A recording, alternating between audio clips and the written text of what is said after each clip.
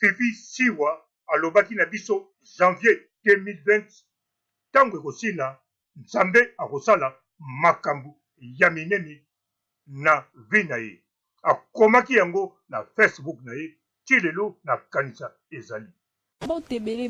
Partout dans le monde, partout où vous êtes, partout où vous êtes, Elengi Combat TV vraiment. Bonjour, bonsoir, na abonné bafa nyonso ya Elengi Combat Congolais TV. Bonjour à mon boss, on a appelé ça vraiment un pandi. Bonjour à mon boss, JP Kiama. Je salue mon boss Balobi, boss des boss Babi JP Kiama.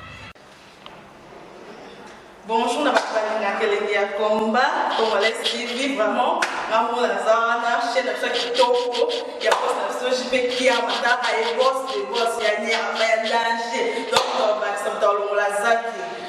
Ya boss na biso JP Kiama nzambe na ngai ba boss bazali ba boss bazali JP Kiama le boss des boss. Napesi d'abord bonjour te ba mbote belé na mo boss JP Kiama wana na kozangisa ote donc na ko leka te sana napesa mo boss JP Kiama boss des boss. Fifi Siwa alobaki na biso janvier 2020 ntango ekosila nzambe akosala makambo ya minene na vi na ye. Akomaki yango na Facebook na ye ti lelo na kanisa ezali. Mais tokomi ti na fin février na moni makambo ya minene yango te oyo kolo asali na panda ye na kanisa kaka bomoi yango wana nde eza likambo ya monene to ye moko ayebi. Mbote ba papa ba mama bandeko, mbote ba rando na ba randonnette, mbote batoyo balingaka rando na ba oyo balingaka rando te, mbote ba jeune garçon na ba jeune fille, mbote bana mike na ba bébé, mbote ba Sainte Honorine, Sainte Thérèse, Sainte Ingrid Kabongo. En tout cas, bandeko na ngai, Fifi Siwa 2018-2019 adondwaki na ndenge ya kosakana te. Fifi Siwa Siweston yende mutakria groupe oyo ezala contre équipe nationale. Fifi Siwa ye wana ashanja bamutuka na ndenge ya kosakana te. Fifi Siwa yende kenpiana azalaki kutia ye cordon ya chaîne na ye. Fifi Siwa ye wana kenpiana azalaki kolanda ye moko na nsima lokola mokala. Le même Fifi Siwa ye wana ayaki kokupela ya ye fiancé to ya ye bolingo. Mais banda Fifi Siwa akufelaki ya ye bolingo, malili vraiment ekoti makasi. Bien sûr, azalaki déjà malili avant akufela ya ye bolingo. Yango nazelaki janvier 2020 ndenge akomaki kolo akosala makambo ya minene.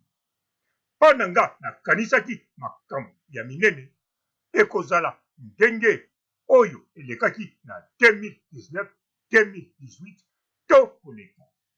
Elingi koloba oyo biso nyonso toimaginaka na mutu oyo aza na Congo. Makambo ya minene ekali mutuka ndenge Fifi Siwa alakisa biso bamituka. Likambo ya minene ezali mobali ya sika ya kitoko pe mbongo ndenge Fifi Siwa alakisa biso to ndenge tozalaki koimagine Fifi Siwa aza na mobali ya kitoko pe pembe na mbongo amonanaka te. Makambo ya minene kana kanisaki to akomi sikoyo directrice na RTGA. Mais janvier esili, février yango esili, mais natali na mois de mars oyo na moni kaka likambo munene ezali oyo biso nyonso toyebi eleki nyonso ezali kaka bomoi oyo kolo apesaka biso. Mais oyo ya mokili oyo Fifi Siwa alakisaka pote anyata barando na ba randonnette mosusu oyo bazali anniversaire na ye nyonso emonani te. Mais Fifi Siwa soki asali mwa video otali live na ye ozali komona azali toujours na mwa elongi ya mawa. Même azali koseka azali na elongi ya mawa. Bien sûr aza kobimisa beauté adimine pe kilo azali ya kokonda mais ezali komonana te oye azali mutu ya nzoto. Mais elongi en tout cas ezali kobakisama toujours beauté aza kaka kozala na beauté. Yango nalobi likambo ya monene yango vraiment nini ti sikoyo nanu namoni te.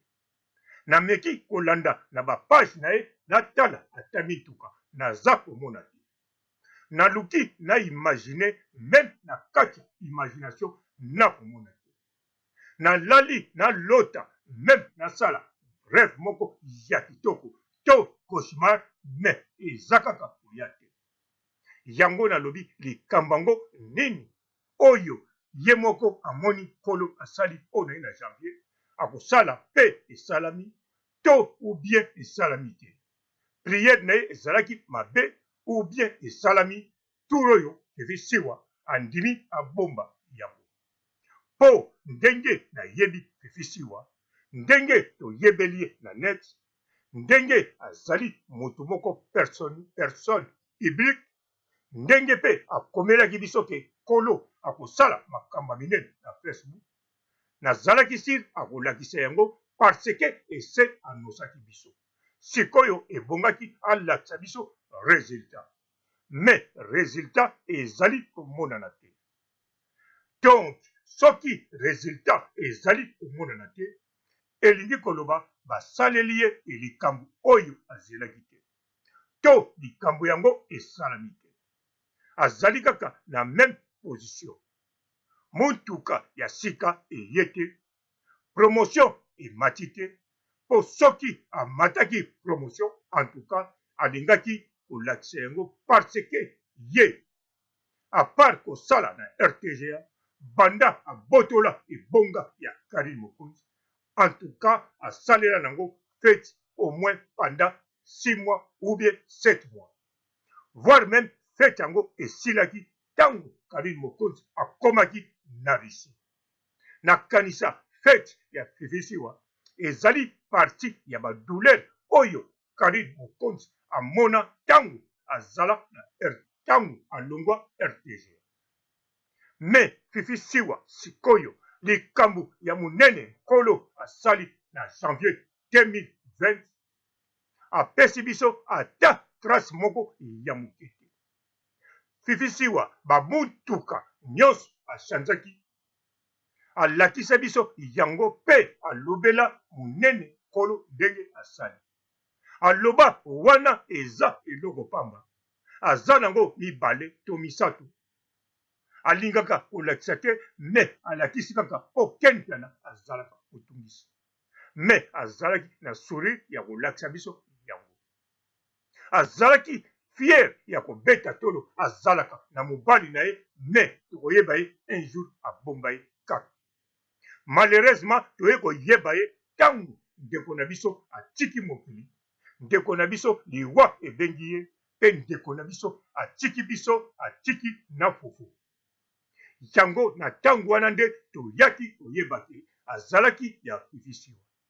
Bien sûr mingi bandimaki te mais suka nango ekonfirmaki ke aza ya Fifi Siwa.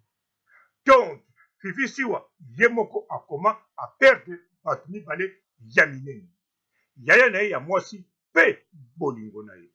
Yango wana na janvier oyo soki kolo alinga kosala makambo minene to asali makambo minene mpona ye, lokola anosaki biso, lokola akomaki yango, en tout cas même na février même mars oyo alingaki kolakisa biso totala yango.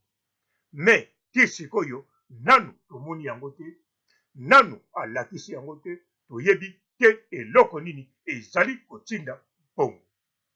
Mais soki tolandi ndenge tolandaka ye kaka virtuellement na Facebook tina ba YouTube, tozali komona azali toujours na moment difficile. Azali na molongani te, azali puissante ndenge azalaki te, voire même ekoki kozala aza mpe na mutuka te, kaka mosala na ye ezali, me eza mpe kokende malunga te ndenge ezalaki.